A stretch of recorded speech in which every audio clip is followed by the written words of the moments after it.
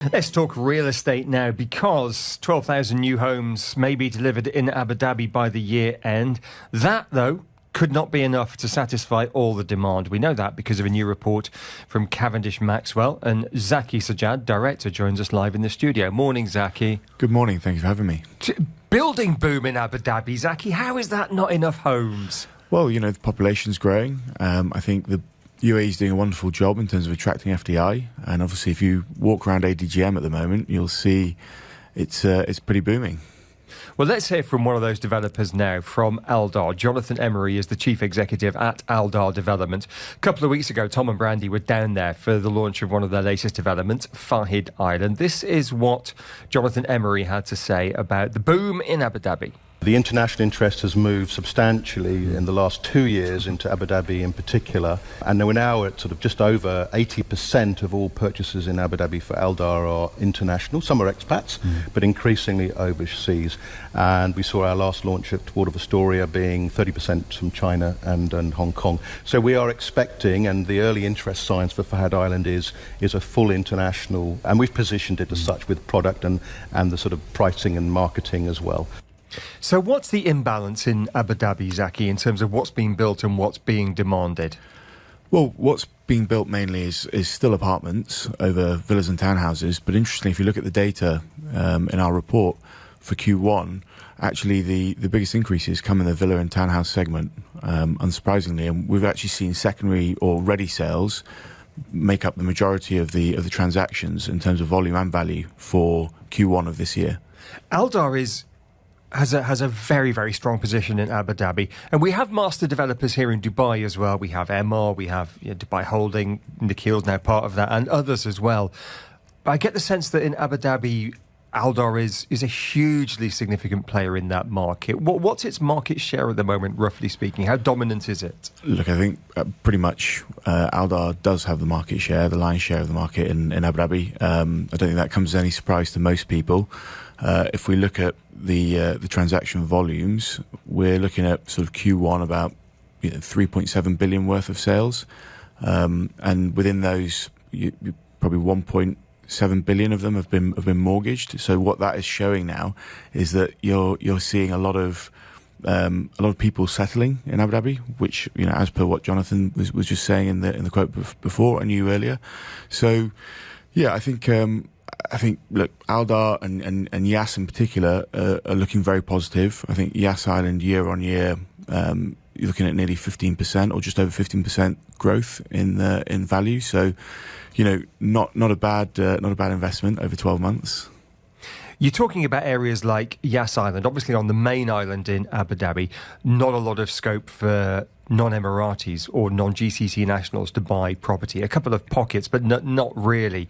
What's the situation there? I guess that's mainly a rental market. Yeah, exactly. And obviously, you're still seeing positive growth in the rentals. What I'd say is, obviously, Abu Dhabi is very much gearing itself towards Saadiyat, Fahidi, Yas, these sort of freehold areas, if you like. That's where the international market is. In terms of the traditional Abu Dhabi mainland, again, still a predominantly GCC market and still predominantly, I would say, even Abu Dhabi-led in terms of the ownership of those properties. Surely, though, with this demand, that would attract private developers. Developers are going to be seeing this and thinking, OK, that's an opportunity. Are we seeing that happen now? Are they buying up plots of land? Are the cranes going up? I think in Abu Dhabi, there's always been a sort of a recognition to do things the way Abu Dhabi want to do things. I always say New York doesn't try to be Washington. Washington doesn't try to be New York. And I think that applies again with Dubai and Abu Dhabi. So what Abu Dhabi is doing currently, if you look at the announcements this year, Disneyland, etc., on Yas, I think you're seeing a slightly different strategy. Obviously, all the museums down on Saadiyat. So I would say you're probably going to see more freehold areas coming across Abu Dhabi, but it would probably be a bit more, sort of conservative in the way they do that. Whereas, if you compare that to Dubai, you're seeing a lot of areas now move into freehold space that weren't previously. What's the main business that brokerage and consultancy like Cavendish Maxwell is doing, what's keeping you and your guys busy in Abu Dhabi at the moment? A lot of valuations, which could be for multiple purposes. We're also doing quite a bit of feasibility studies. So again, to your point earlier, people looking at potential development and what they should look at. So we do what we call a highest and best use and financial feasibility study, just to essentially do the business plan for a project. So that there would be. So that would suggest there's a pipeline down the road. If guys like you are doing those feasibility studies now, 6 months' time the land gets bought, 12 months' time they start building. In simple terms. Yes, yeah. I mean, not always, but yeah, predominantly so. I think obviously there's always some people that look at these things, see what their potential returns would be, and then they make a decision whether they sit and wait, longer, or whether they're going to do it now and pull the trigger. I think, interestingly, what I'm seeing is a lot of exploratory work on JVs at the moment, so joint ventures between landowners and potential developers. Obviously, I can't mention in detail, but what I can say is that is a space that is being looked at quite considerably.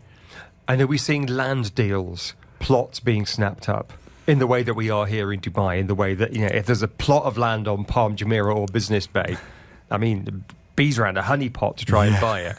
Yeah, I mean, I would say it's there is a lot of interest, especially on Yas, and a lot of people looking at what's left on Saadiyat as well. What I would say is it's slightly different, because obviously Aldar do have the market share still. So,